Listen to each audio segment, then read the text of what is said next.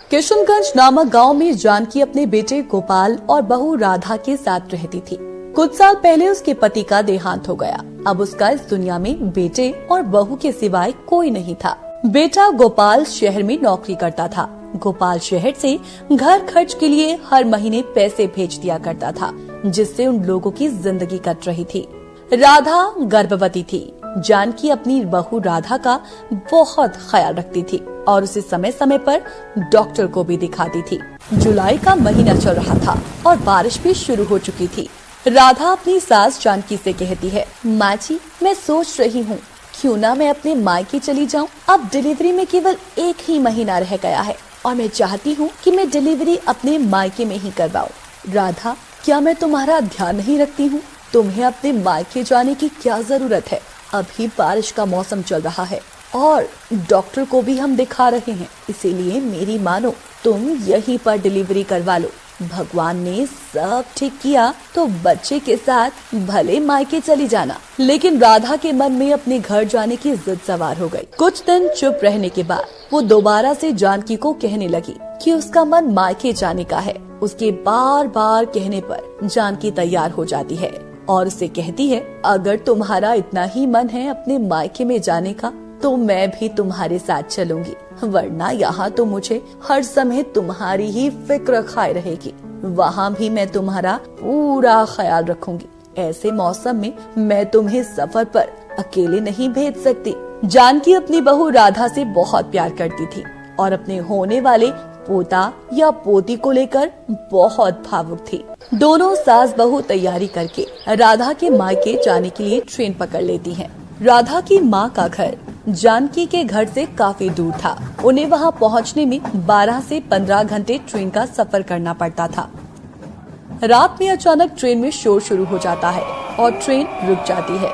सभी लोग इधर उधर भागते दिखाई देते हैं। जानकी और राधा घबरा जाती है।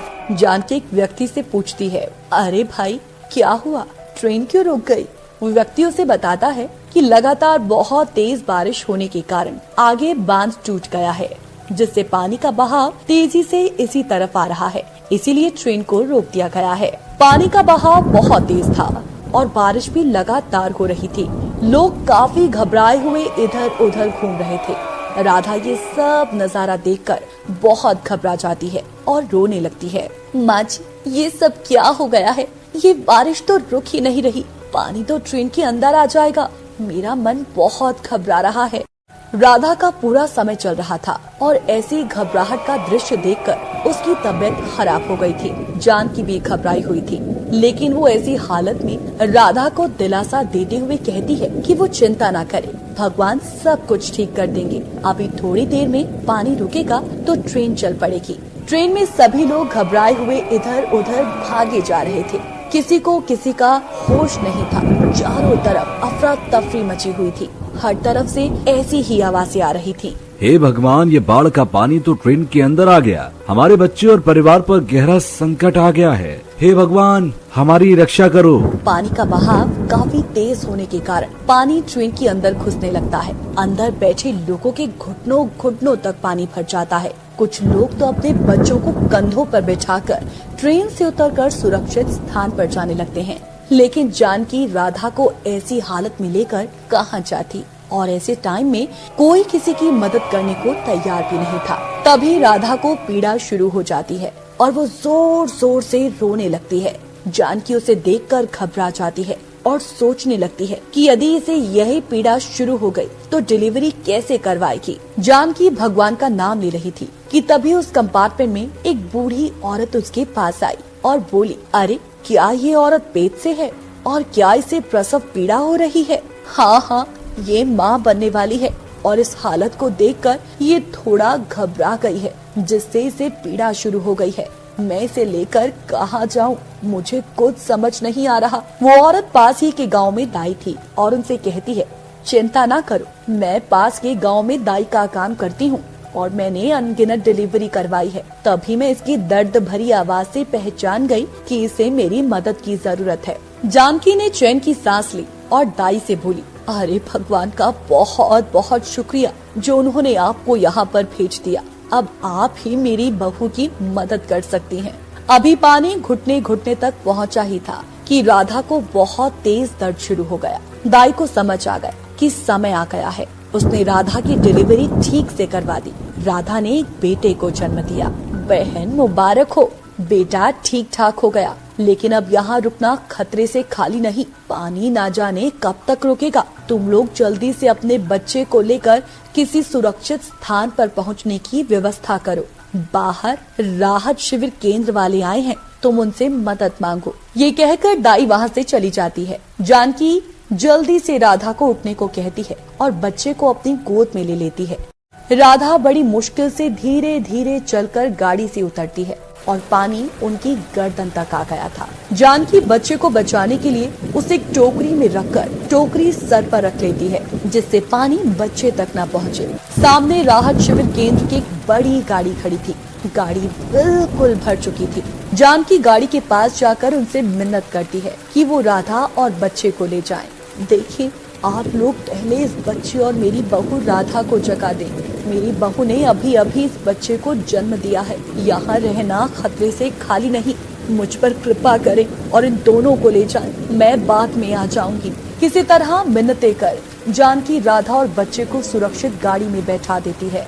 राधा, तुम बच्चे को संभाल कर ले जाओ, मेरी फिक्र ना करना। मैं थोड़ी देर में आ जाऊंगी, लेकिन तुम यहाँ से अभी इस वक्त निकलो। नहीं माँ जी, आपको इस तरह अकेले छोड़कर मैं कैसे चली जाऊँ? आज आप नहीं होती तो मैं और मेरा बच्चा नहीं बच पाते। तुम मेरी चिंता बिल्कुल मत करो। तुम बस इस बच्चे को संभाल कर इस मुसीबत से निकल लो। थोड़ी ही देर में कोई ना कोई और सहायता जरूर मिल जाएगी। मैं आ जाऊंगी। गाड़ी वहाँ से निकल पड़ती है। राधा और बच्चा उसमें बैठकर चले जाते हैं और जानकी वहीं खड़ी रहती है। पानी का बहाव बहुत तेज था। अभी भी पानी तेजी से ट्रेन की तरफ आ रहा था। आधे से ज्यादा लोग गाड़ी से निकल चुके थे और बाकी बचे लोग मदद का इंतजार कर रहे थे। पानी में खड़े खड़े जानकी की तबीयत खराब हो गई, परंतु उसे वहाँ देखने वाला कोई नहीं था। पानी सर से ऊपर जा रहा था। जानकी धीरे धीरे पानी में डूबने लगी। उसे बचाने वाला वहाँ कोई नहीं आया, इसीलिए पानी में डूब जाने के कारण उसकी दुखद मृत्यु हो जाती है। दूसरी तरफ राहत शिविर केंद्र में राधा और उसके बच्चे को प्राथमिक चिकित्सा मिलती है, जिससे उनकी तबीयत बेहतर होने लगती है। लेकिन राधा के दिमाग में वो बाढ़ का खौफनाक दृश्य जा ही नहीं पाता। 4 दिन बीत जाते हैं। अब राधा और उसके बच्चे की तबीयत बेहतर हो जाती है, लेकिन वो अपनी सास जानकी का इंतजार कर ही रही होती है। लेकिन वहाँ कोई नहीं आता। वो यही सोचती है कि आखिर वो अभी तक क्यों नहीं आई। राधा वहाँ शिविर के लोगों से जानकारी प्राप्त करने लगती है, जिससे उन्हें पता चलता है कि मृत लोगों की लिस्ट में उसकी सास जानकी का नाम भी है। ये सुनते ही उसके पैरों तले जमीन खिसक जाती है और वो रोते हुए सोचने लगती है, हे भगवान, ये क्या अनर्थ हो गया। माँ जी की मृत्यु हो गई। मुझे और मेरे बच्चे को जीवन दान देकर वो ये दुनिया छोड़कर चली गई। यदि वो ना होती तो आज मेरा और मेरे बच्चे का बच पाना मुश्किल था। हे भगवान, तुमने हमसे क्यों छीन लिया उन्हें। राधा ये खबर सुनकर बहुत दुखी होती है और अपने बच्चे को लेकर अपनी माँ के घर चली जाती है। राधा की माँ उसे और उसके बच्चे को देखकर बहुत खुश होती है, लेकिन राधा का रोता हुआ चेहरा देखकर वो उससे पूछती है कि आखिर क्या हुआ जो वो इतनी उदास दिख रही है। राधा अपनी माँ को सारी कहानी बताती है कि किस तरह वो और जानकी ट्रेन में बाढ़ और बारिश में फंस गए। बाढ़ इतनी भयानक थी कि उसका बच पाना मुश्किल था, लेकिन उसकी सास ने उसकी इतनी मदद की। अपनी जान पर खेलकर उसने उन दोनों की जान बचाई, लेकिन वो उनको छोड़कर चली गई। राधा की माँ उसे दिलासा देती है और समझाती है कि ये सब तो भगवान के हाथ में है। जिसे जब दुनिया में आना होता है वो आता है और जिसे जब जाना होता है वो चला जाता है। अगर आपको हमारी ये कहानी अच्छी लगी हो तो वीडियो को लाइक, शेयर और सब्सक्राइब करना ना भूलें।